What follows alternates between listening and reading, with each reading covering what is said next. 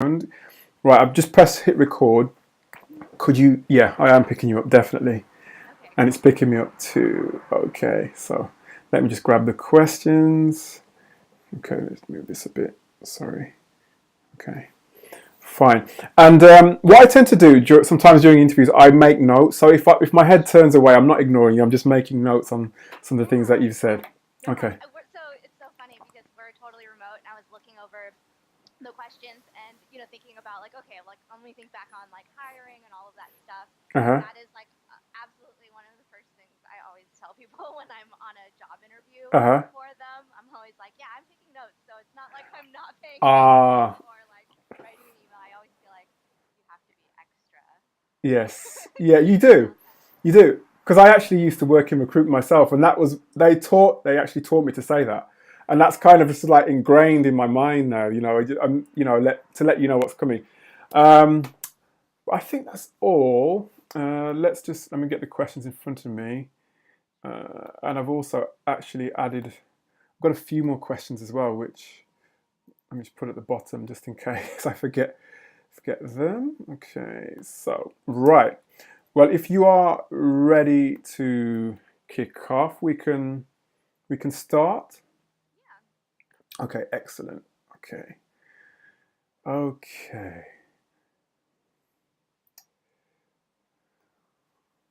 Where am I? I've disappeared now. Okay, it doesn't matter. Right. Okay, hello everybody. Welcome to another edition of the Remote Work Life Summit. And today, yet another great and special guest with me who belongs to one of my favorite companies, let alone my favorite pieces of software, because I just love all things social media. I'm with Sarah Park from Meet Edgar, and that's meetedgar.com. Sarah is the president of Edgar. She's a president advocate at Edgar, and it's really, really important, I think, that in fact, what Meet Edgar and Sarah's company have to offer is really core to this whole summit, because what you're going to find is you're going to have to be communicating with potential employers, and in your role you're probably going to have to be more often than not using social media. So there's two strands to this. So I just want to say a massive thank you to you, Sarah, for giving your time and speaking to us today. Thank you. Thank you for having me. No problem at all. So, Sarah, like I said, Meet Edgar has got to be one of my favorite pieces of software, because it just it makes your life easier. That's that's one of the main things. But first of all, I want to start off and find out a bit more about you, because I noticed that one of the things that you said before you started with Meet Edgar is that your Monday morning sucked, right? I did always hate the Monday morning grind, yes. And that's quite a common thing. Tell me more about that. Tell me more about that, and tell me more about you and how you got to be with Meet Edgar. Okay, yeah, I think, one of the biggest changes for me with starting out with Meet Edgars is really getting into working remotely. I lived in, like a really small little mountain town, so Hmm. the Monday commute for me was just like an absolute nightmare. Oh It usually wow. involved, scraping my windshield off Ah, and like digging through a bunch of snow, and getting up, hours earlier than I actually needed to be at work for what ended up, it was a really short commute, but there was just so much other stuff so that much complexity on top of it. yeah, exactly. And that's always part of the drag of waking up on a Monday morning.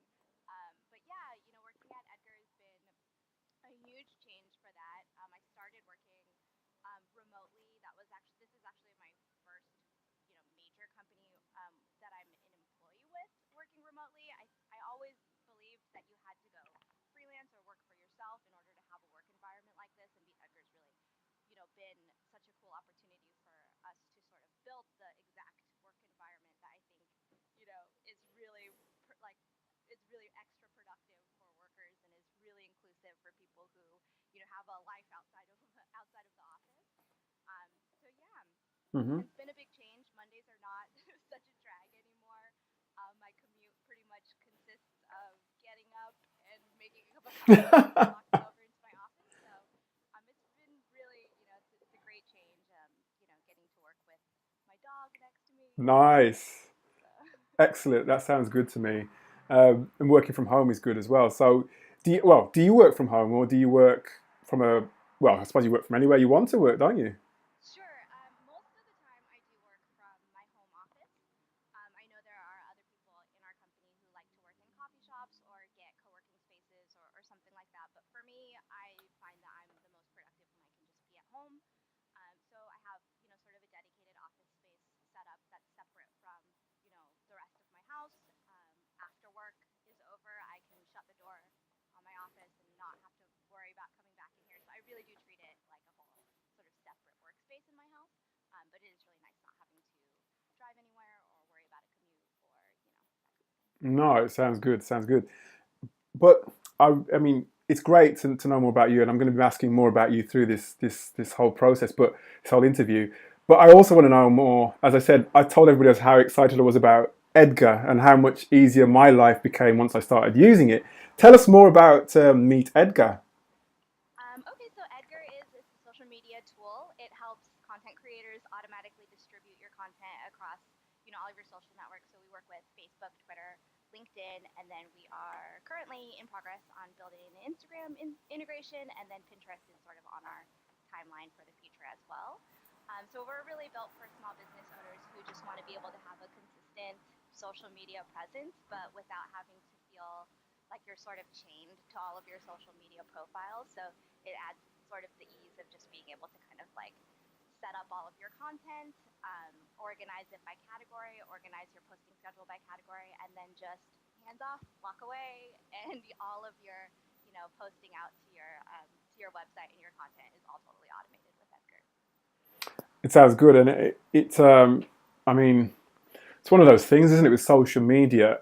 And when I was speaking, in fact, I was speaking to, who was it? I was speaking to Matt Tran, who is the CEO of Remote Eyes, and also he has a YouTube channel.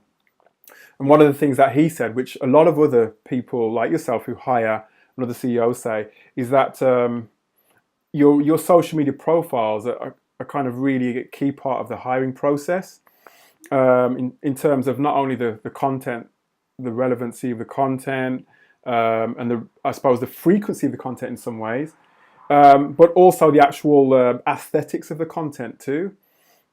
Mm-hmm. So I think, well, I think first of all, you guys should go over and look at meetedgar.com because it can help you with all of those areas. So, and then we're going to get a bit deeper into that in a minute. But before I get into that, in terms of the sort of the strategies in terms of how you can use your social media profile and use communication to sort of take your career forward, I just want to ask you a bit more, Sarah, about the remote aspects of Meet Ed, because I know that it's deliberately a remote business, right? That's right. It is the core of how our company was built. So we've always intended to have remote workforce. Okay, and it's one of those businesses that your US. Do you hire for US only, or do you hire all around the world? How does that go? We hire primarily North American business hours, and the reason for that is because I think we do remote work just a little bit differently than some of the other companies that are out there, Hmm. also operating remotely. We really like to work synchronous work hours, and we can talk a little bit more about why we have felt that that's important for our team. But we Please. really like to make sure that when a lot of our work ends up being quite collaborative.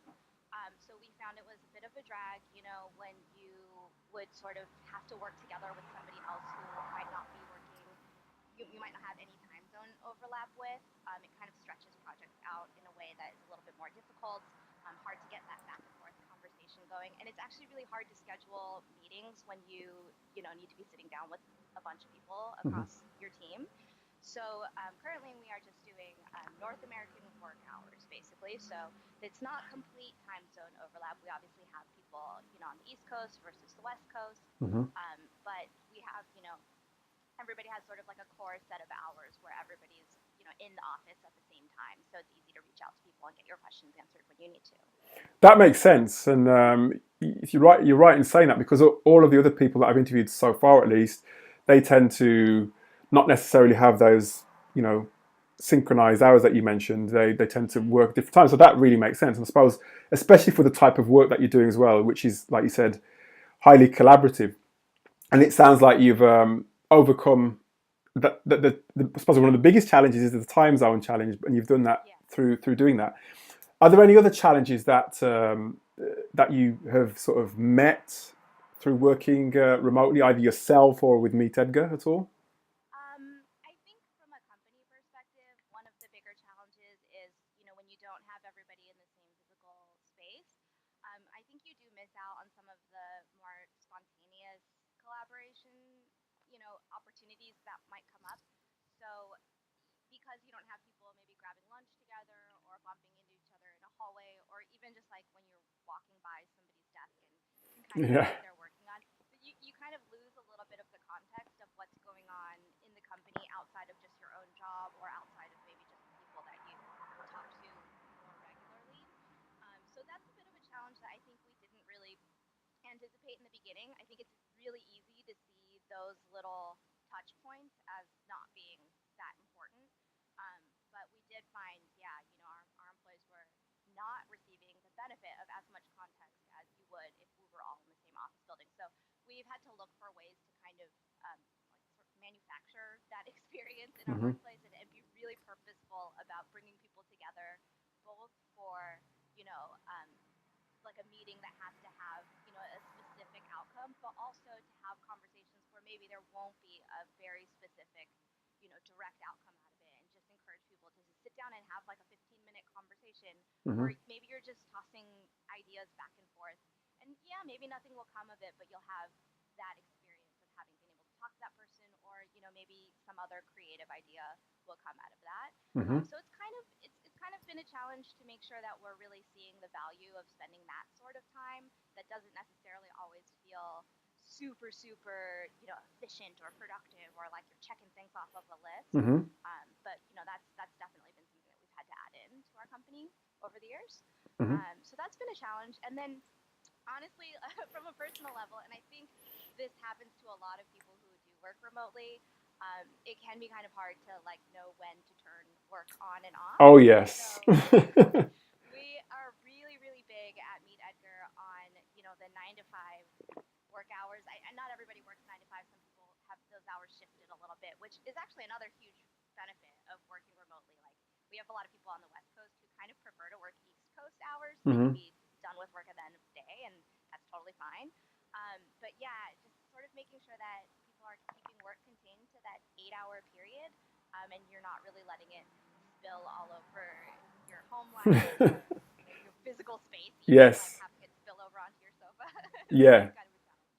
Well, I think you've got. I mean, you talked about your home office. It sounds like you're really disciplined. You've got everything sort of in a compartment in a way, and you sort of shut the door. But I suppose when you're really passionate about what you do, which Yeah. it sounds like what you are, it is really difficult, isn't it, to just switch off, because you think to yourself, let me just do that little bit and that little bit sort of thing. Yeah. So Yeah, and then before you know it, it's like 8 p.m. and you're yes. sitting you're sitting in the dark, and you've just been working all day. Yeah, I think I've had to create this space for myself. It's something that like I definitely didn't do in the beginning, and there really did come a point where I realized I am actually a lot more productive if I make sure I'm giving myself breaks from the day, instead of being kind of half on, half off, 24 hours a day. I find that I'm just a lot more effective at my work when I can be 100% here, 100% on for those work hours. And then, my productive work day is done. But, like, of course, as anyone else who is really passionate about the work that they're doing, of course, you're kind of brewing some of those problems that came up in your work day, sort of you're backburnering it a little Oh bit for the rest of yes. the day. Yes. And, Yes. maybe you'll have the great idea in the shower or something like that. But Yeah. if you make sure you're switching out of that like really productive task mode, at the end of the day, it kind of does leave you a lot more space to be problem solving, and No, I hear do you. that. I hear you. Yeah, and some of my best ideas come when I'm actually about to go to sleep. So I hear that. I hear that. And I mean, You mentioned some of the challenges that you've had in terms of the work side of things and the way you've manufactured sort of like the 15-minute conversations. What about the social aspects with Edgar? I mean, how does that what does that look like? Yeah, so because we're all remote and everybody's sort of in their own home offices or coffee shops or wherever they're working out of, you definitely don't have as much of the sort of social interaction that you might have in a normal workplace. There's no sort of after work happy hour or anything like that Hmm. that people are doing. But we use Slack. It's a chat program Oh yes. during the workday. So for us, showing up at work is like logging into your Slack. So we always make sure we have some social channels as well going so people can be chatting with each other throughout the day. I definitely think more in our remote environments, even than in a co-located office. I Hmm. do think it's actually pretty important to bake a little bit of downtime into your workday as well. So we have sort of like a Slack water cooler channel. Oh wow. We have this bot set up that's like a question of the day Oh, thing. that's good. So it just asks sort of a random question just to get conversation going, and people can kind of pop in and out of there throughout the day if they need a little bit of a break um, from like whatever they're working on, just to sort of remember that your workspace is made up of other human beings Hmm. and Yes, of course. sort of get to know people and build a little bit more rapport. So it actually is really really important to us to keep those things going. We've got a couple of other channels, like there's one I think that people are talking about what TV shows they might be watching, Nice. things like that, and one that's like vacation photos, and I love the vacation photos channel. I think Yeah. it's really fun to see what people are doing outside of work. But yeah, we always try to keep those conversations going as well. Well, it sounds like you're doing exactly the same things that they do in co-located offices in terms of the conversations, and I think that's pretty important, isn't it? Is the actual communication, and I think that's come up quite a lot in all the conversations I've had so far. Is all the different forms of conversation, whether it be written, whether it be visual or um, audio. That seems something that's really integral to all, or even more important with remote um, offices. Is that the same with you? Yeah, I definitely feel like with a remote workplace, you have to be a lot more purposeful about that conversation. Like you have to make accommodations for it, and you're actually thinking about, you know, I think when you're in a co-located office, you're probably not thinking as heavily about like, okay, what is the best venue for this conversation? Do we meet in a conference room? Do we have a video chat about it? Like, Hmm. I think in a co-located office, it's really easy to just grab somebody and grab them for a quick chat. But for us, we do have to be thinking about like venue. How is this conversation going to happen? Are we going to rely on it coming up in a group chat where people are, chatting back and forth via text? Are we relying on email? Are we relying on video calls? And really figuring out what the best channel is for the different types of conversations we have to be having. So, yeah, for us, communicating is such a big thing. I think it's pretty easy when you're working remotely to just forget about everyone else that you're working with and just, zone in on your own stuff. But we find we do our best work when we're making sure we're staying in touch with each other. So. Sounds good to me. Sounds good. And you said this is your first remote role.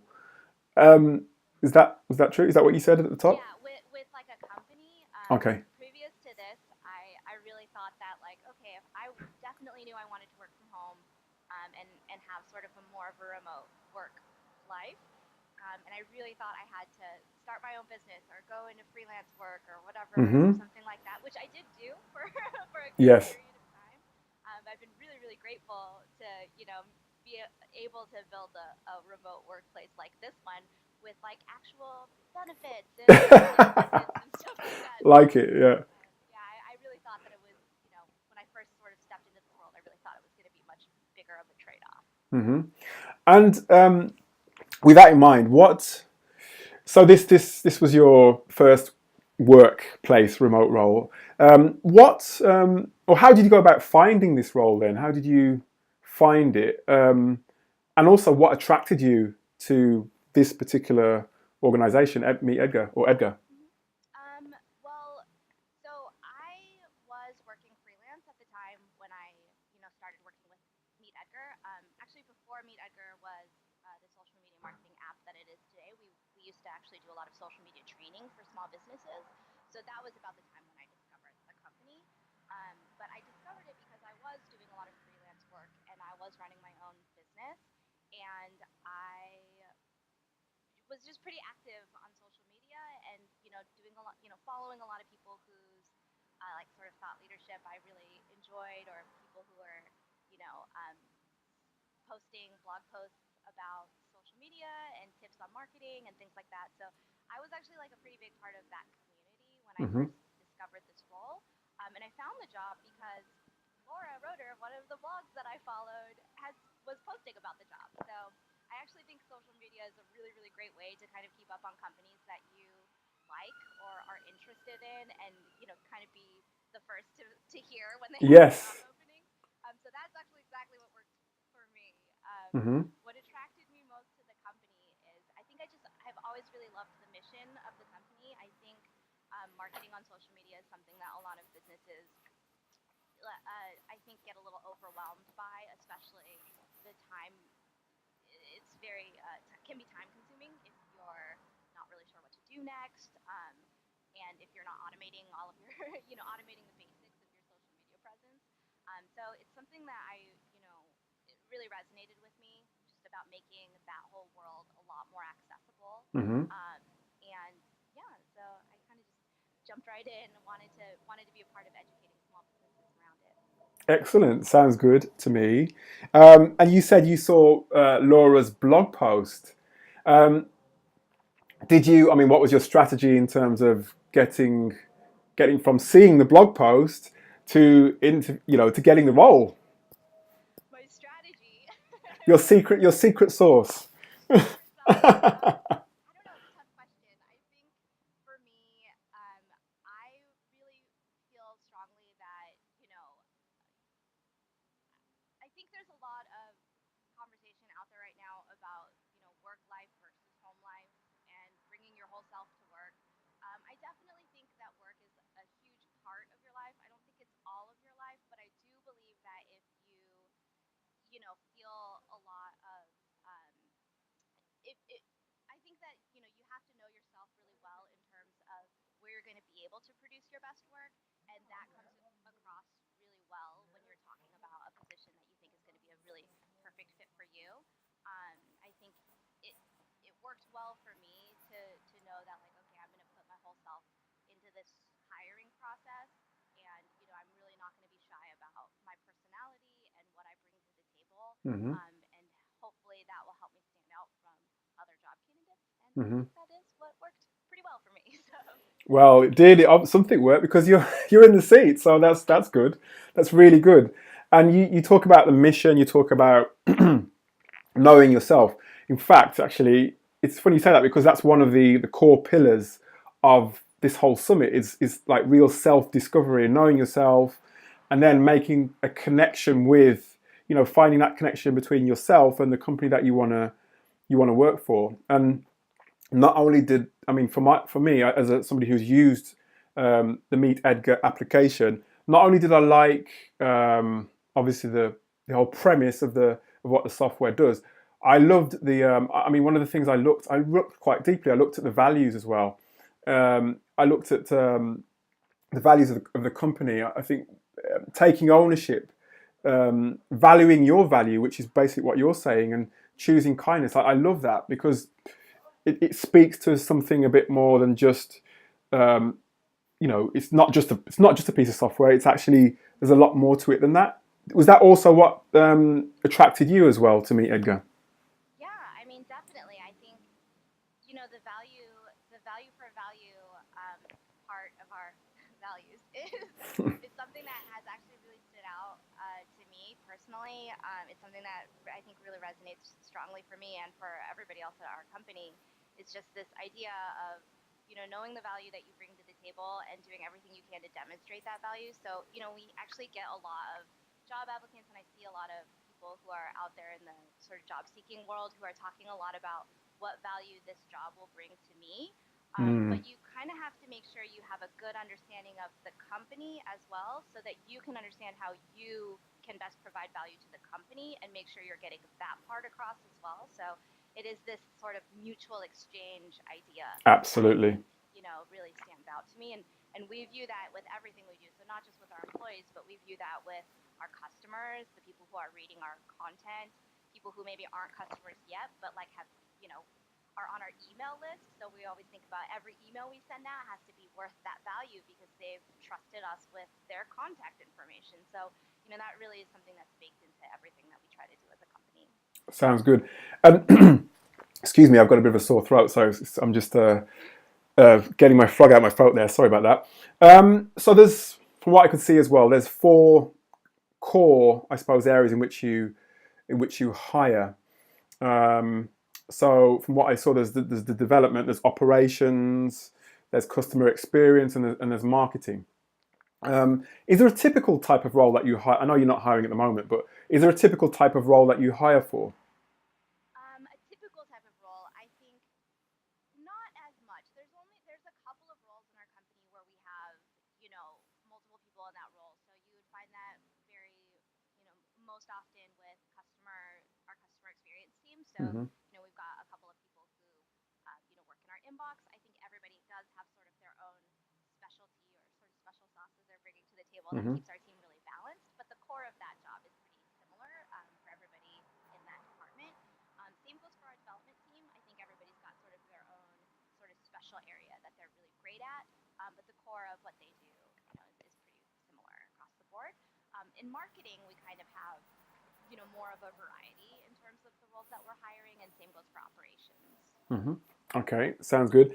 And again, I've had a bit of a mixture in terms of the feedback from other remote companies in terms of the, I suppose, I don't want to use the word caliber, more the level of experience, should we say, in terms of the types of candidates they hire. Some say that they prefer to hire those who've got a level of experience that is quite developed, whereas others are prepared to develop people as they go. But obviously, you have to have some experience. Where do you fit on that sort of on that scale? I think for us, it really is quite dependent on the role that we're hiring for and what our bandwidth is. I would say we're probably a bit more on the side of hiring people who can really hit the ground running and be providing value from day one. A lot of the reason for that is because we are remote, so we don't really have as much leeway or as much bandwidth to really be sitting down with somebody, Yes. throughout the whole day. But at the same time, we've had great success with people on our teams, our people on our team who have grown into new, areas of the business. Hmm. As a startup company that's, rapidly growing, we always have these areas of the business that we haven't explored yet, and we really do entrust the members of our team to identify those areas and say like, hey, I know nobody's ever done this at the company before, but I really want to dive into it and really explore and learn those things for the first time too. So we've had great success on, both ends of that spectrum. But when we have a very specific sort of goal in mind for a hire, we really do like to look at people who have had some proven success with that. Sounds good to me. And again, I suppose there's certain times of year, and in fact, that's a question I've asked other CEOs, other leaders like yourself, in terms of when you hire. There's peaks and troughs in the year as to when you hire and when you're quiet, etc. Do you have again a typical sort of time of year when you hire most at all, or does it vary? We haven't really noticed, like a large variance across the time of the year. For us, we hire, because we're a bootstrapped company as well and a, small team, we hire pretty much just as our needs, as our Yeah, needs dictate, yeah. more so than anything else. And every hire that we have is really, it's motivated by a need in our business. So we haven't really found too much of, a sort of seasonal shift with that. But I will say, most companies I think that are serving other businesses, we do have like kind of a quiet time right around now Hmm. with the Hmm. holidays and things Yes, like that. But yes. yeah, that's about it. Okay, and if anybody's interested, well, I'll tell you what, you should look anyway. I know that Meet Edgar is not hiring at the time of recording this video, but if you go to meetedgar.com/, I think it's careers, you can check out Laura's got a video there. It tells you all about the company, and I think it's good to actually just absorb all you can from now so that, as and when Meet Edgar are hiring again, you'll know everything you need to know and be able to hit the ground running in terms of your application. So Yeah, we have a lot of material about the company and our company values and what it's like to work with us, all available on our website as well. it's really good. I even saw you have a book, a sort of an onboarding booklet there as well. I thought that was great. You know, that not many people put that out in the open. That was really good. Well, a lot of people that we get a lot of job candidates that we receive, for a lot of people, it's maybe their first time looking into working remotely. And I think a lot of people don't really know exactly what to expect. And even if you have worked remotely, I've mentioned that Meet Edgar does do a few things differently than other companies might do. And, every company I think has their own sort of customs and their own culture that, kind of organically happens Yes. within those companies. So, I think it just helps to set the expectation for what, what it Hmm. would be like to work with us. No, I think it's great because the question that I get asked a lot is what, I don't know what the company wants. Do you know what I mean? Or if it's an interview, I don't really know what they want. If you look at Meet Edgar's careers page, that, there's no excuse. You can see everything that they want, everything that's expected. I think it's really good. It's one of the best I've seen anyway. Um, in terms of so your process for hiring, what does that look like? I mean, just briefly. We have basically, I think at its core, it's four steps, but it can kind of go on. It goes a little bit longer just because we are hiring people remotely, and for us, like on day one, you have sort of like the keys to the kingdom, and we're really, we don't have like an introductory period for new employees. It's really like on day one, you're part of the team. So our interview process is a little bit more extensive than you might see at a different company, Hmm. but it's basically, I think, at its core, four steps. It would be a pretty long application form. So it's a long form written, like lots of open-ended questions. Application form. It's hosted on Google Forms, so we're seeing everybody's written answers. Hmm. We review all of those blind, so we take out all of the like identifying information, and we're Okay. really judging that based on the quality of the questions, the quality of the answers that we're getting to the questions. From there, we move to introductory phone calls where we'll kind of go over the job itself, give candidates the chance to ask questions about the job, and then just to kind of make sure like everybody's expectations are in the right place about what the role actually is. And then from there, we'll move into interviews. So we'll do a skills interview, which is just sort of your normal, like, how is your experience lining up with this job kind of interview. And then we'll do a second interview, typically with people who are outside of the department that you would be working in. So Yeah. some people who you might not on a daily basis be interacting with as much. And we'll talk a little bit more about work style, and that's really focused around, you know, are you the right type of person for our remote work environment? And Hmm. we'll talk through sort of some of the habits that people have or the ways that people feel like they're the most productive, and just see if that's a good fit for us. And then generally speaking, we'll also do at the last step, we'll do either a test project or we'll do some pair programming if it's for a development job. Sounds good. Sounds, yeah, pretty intense process, but I think it's when I say intense, I suppose I mean thorough. I suppose you have to be thorough. I think, especially with I think a remote business. I think so. I agree with that. And you mentioned a type of a type. Actually, I'm going to ask you obviously some questions about.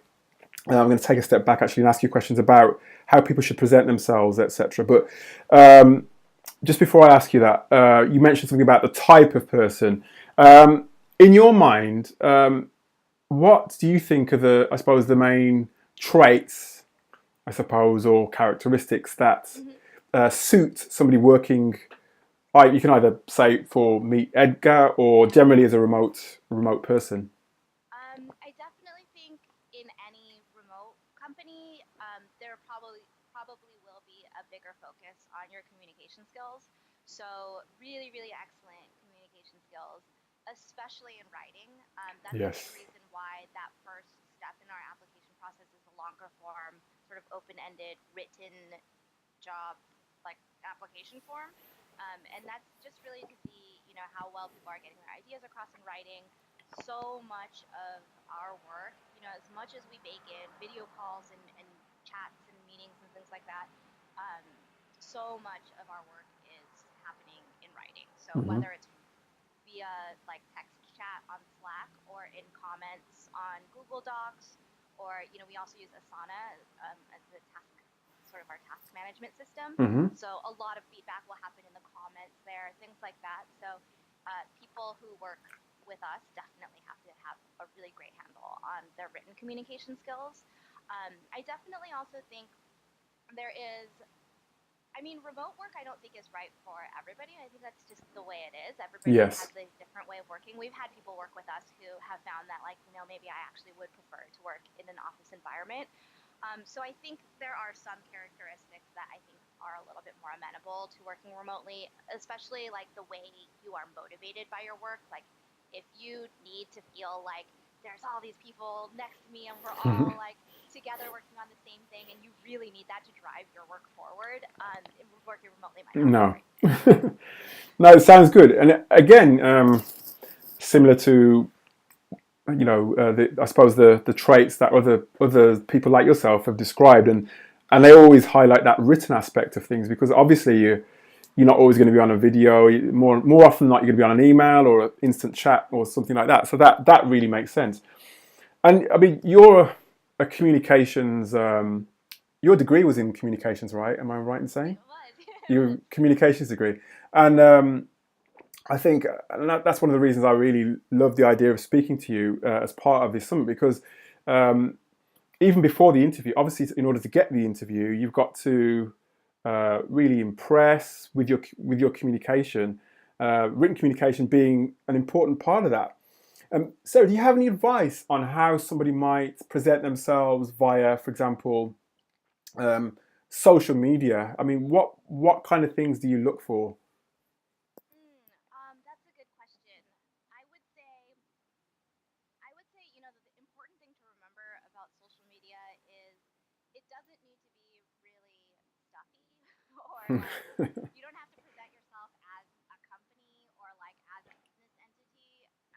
Social media is something that, like, this is advice that we give to a lot of our customers, which is don't be a business talking on social media. Hmm. You're a person talking about your business on Yeah, social yeah, I media. like that. Yes, of So course. Yeah. really kind of focus on that because that's the truth of what's happening, right? So you definitely want to make sure it's really clear that there's a person behind that account, a human being who has opinions and thoughts and emotions.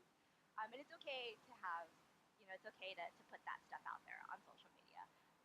So I definitely think, I like one of the things that I like to do, whether it's on social or whether it's an email to somebody that I work with or something like that, is I always try to read that back out loud, whatever I've written down.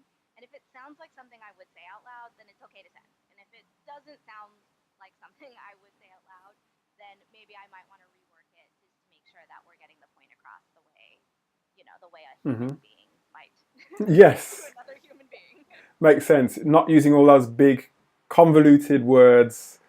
You Keeping know. the jargon at bay and keeping the text accessible and quick and easy to read, I think is really key.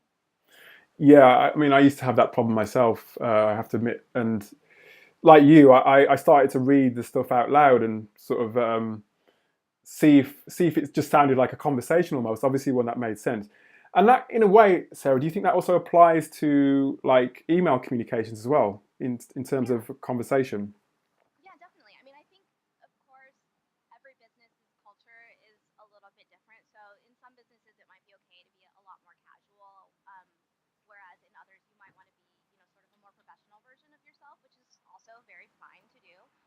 But yeah, I think that's really important because in email, when you're writing things out, I think a lot of people have a tendency to look at a short email and feel like they need to pad that out a little bit Hmm. more, Yes. or maybe they'll do the opposite problem where it's just really hard to keep a more complex idea concise, and you might want to trim that down a little bit. So I think reading it out loud is really helpful because it gives you a sense of how much time you're asking another person reasonably to be spending on your email, and you could tell right away if, like, oh, I'm going to definitely need to trim this down down, or maybe I need to put this in a bulleted list to make it a little bit easier to go through so that the other person receiving the email doesn't have to sit there for 20 minutes trying to figure out what I'm trying to say. Mm-hmm. So yeah, I think that's actually a really great technique.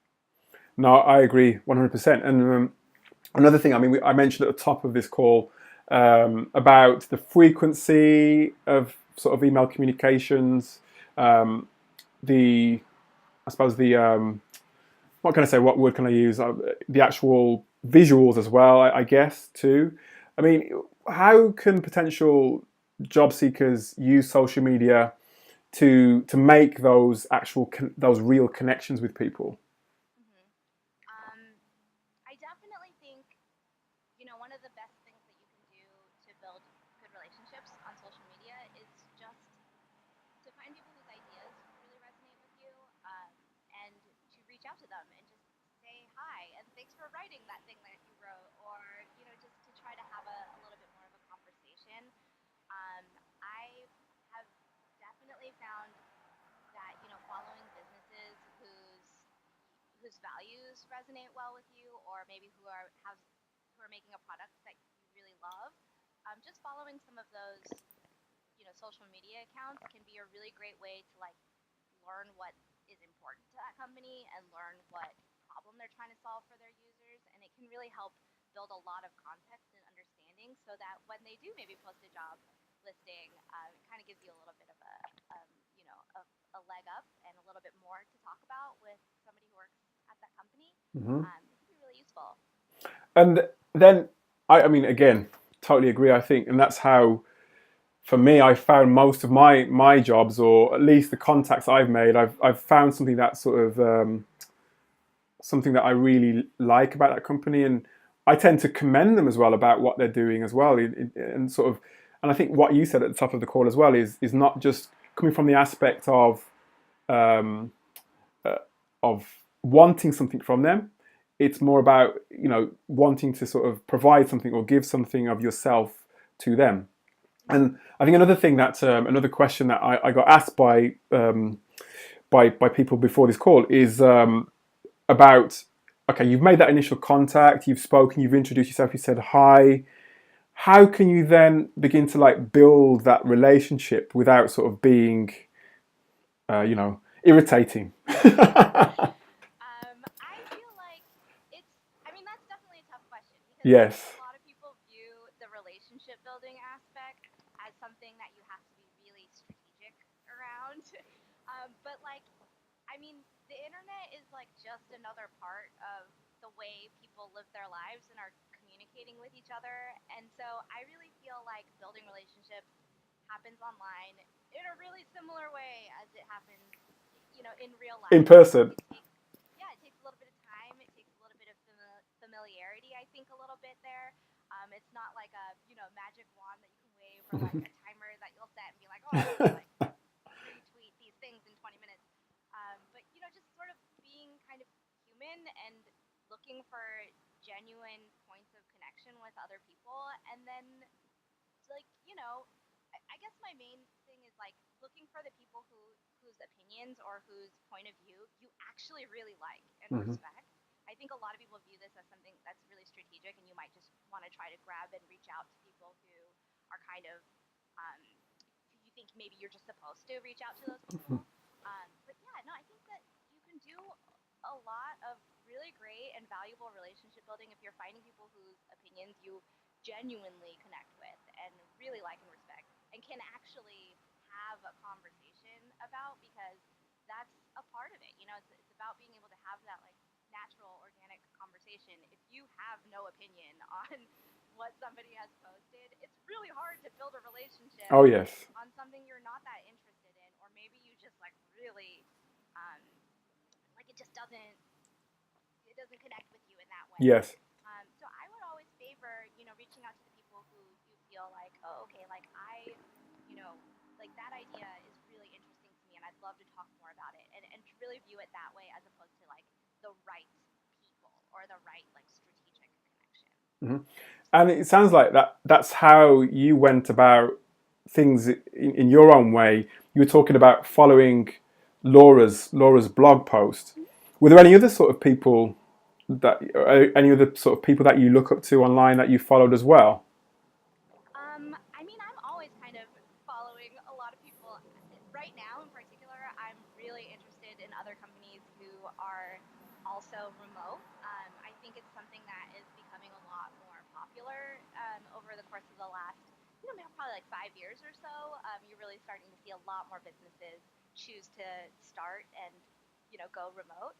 So I've been really interested in having conversations with people who are building cultures that are centered around that lately. And a lot of that has just been, just sort of me following people's blog posts online or, seeing what people are talking about. Or, another thing that happens a lot is like some industries or some topics, they have a lot of really great Twitter chats set up. So you can kind of jump in those and like see what people are talking about and you meet people that way as well. Sounds good. Sounds good to me. And in terms of you, me, Edgar, Laura, what's in store for the future for me, Edgar? I know you said you're working on Instagram integration. Is there anything else exciting that we should look out for in the future? Well, we really recently just launched a really cool feature that, one of the problems that we've had, or one of the problems that a lot of our customers have had, is just sort of like the drag of having to write a lot of posts Oh yes, yes. for their social media accounts. So even if you want to promote one blog post, um, a lot of people, especially on Twitter, you want to be writing a lot of different tweets or different updates that point back to that post. So, a lot of people kind of have felt and told us that, they're really tired of that drag or like it just kind of feels like you're on this content creation treadmill that never ends. So we actually really recently added some features to Meet Edgar to help with that. We have a variations feature and an auto variations feature. So Wow. you can actually plug your link into Meet Edgar now, hit that auto variations button, and Edgar will write your post for you. It'll pull some good like pull quotes from your post and give you a lot more content to work with. Helps vary things for your social media accounts and keep things a bit fresh and hopefully buys you some time so that you can actually be spending more of that time on engagement or building relationships or chatting with people, which is what we've been talking quite a bit about here. Sounds good to me. And what about you? What's in store for you? Any plans for yourself at all? Or I don't know. fair enough. We're heading into the holidays now, so I definitely think for me, I've been thinking and talking to my team a lot about that work-life balance and figuring out good ways to encourage our team to like shut down for the holidays and Hmm. take a little breather, spend some time with your family, and then hit the ground running for 2019. So that's been really top of mind for me lately.